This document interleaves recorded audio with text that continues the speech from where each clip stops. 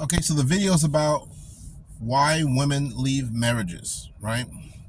And so I wanted to find out, if you've paid attention to these kind of topics lately online or social media, you've probably heard the number that when divorces happen in heterosexual marriages, 80% of the time it's the woman filing for divorce, and I kind of wanted to find out why. Just because it's widely known that women have a stronger desire to get married than guys. They're usually ones that kind of are more excited about the idea than men are. So I was like, why would the same gender both be the most excited about getting married, or have the strongest desire to get married, and also be the same gender that has the strongest desire to get out? So it didn't make sense to me. And I don't think just because you're filing divorce, it's necessarily your fault that the marriage didn't work. Because, you could have been suffering domestic violence, cheating, a number of things, verbal abuse, and you decide to leave. So just because you're filing divorce doesn't mean it's your fault it didn't work out.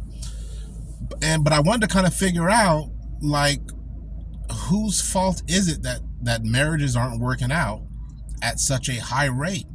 But it without being in the relationships, it's hard to kind of determine just based on divorce statistics alone. You need more information.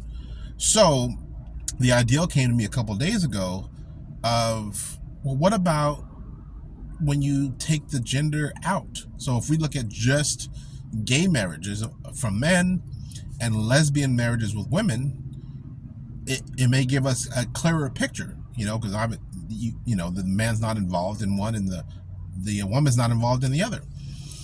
And that gave me shocking information. So the divorce statistics for gay marriages with men, it's only 25%.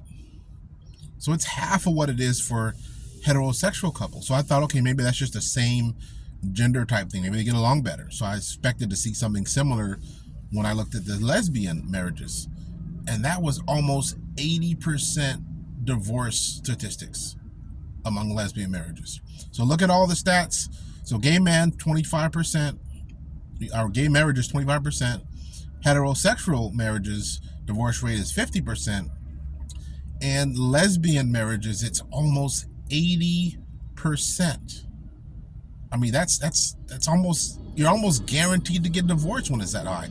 I couldn't think of anything in society that people would be excited about doing if it had an 80% failure rate. Nothing. Scuba diving, say you had an 80% chance of getting bit by a shark. Skydiving, 80% chance the parachute's not going to open. No one's doing them.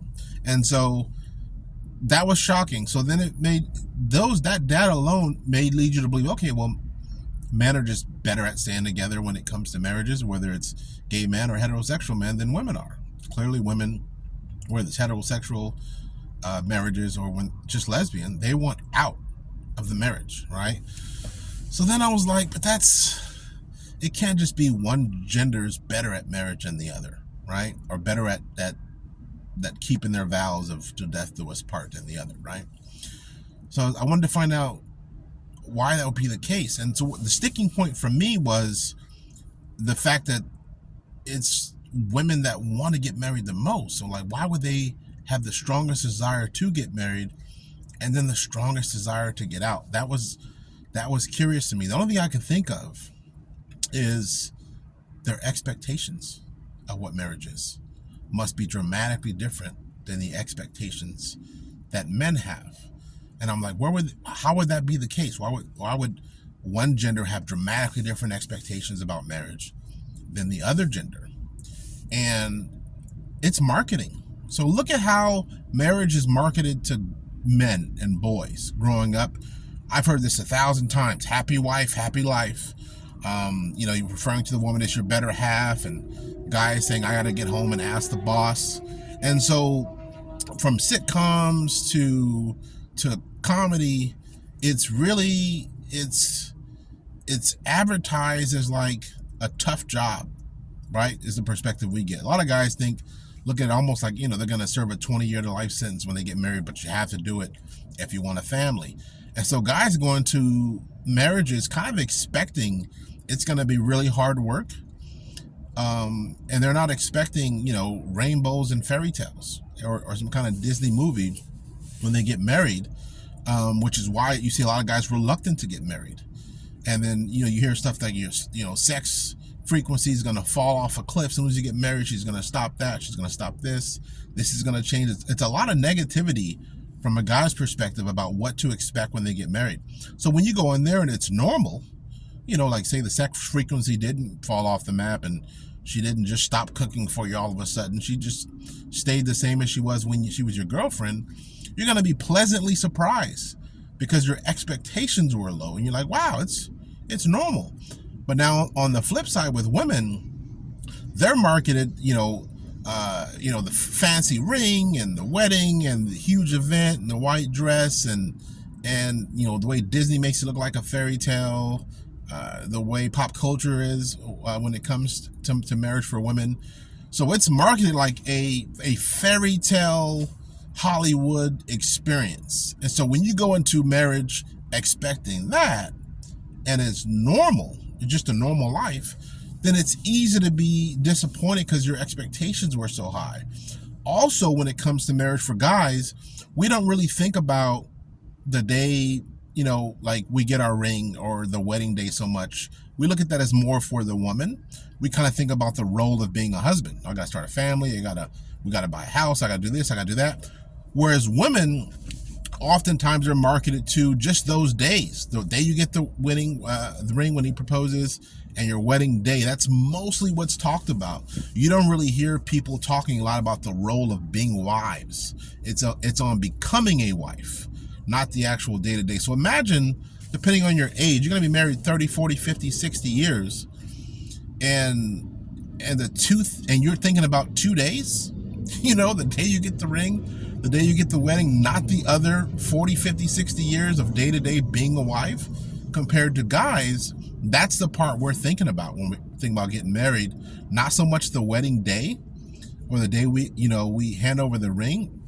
We think about that too, but it's mainly the role of being a husband, the role of being a father, the role of being a provider. We're thinking about the actual marriage experience and not so much those 2 days. And so I think I blame marketing. So if marketing and culture, pop culture, like make marriage for women look like a fairy tale, and for guys it kind of makes it look like a prison sentence. So we both go into this relationship, we have low expectations and we're impressed when it's normal. Women have really high expectations and are severely disappointed when it's normal.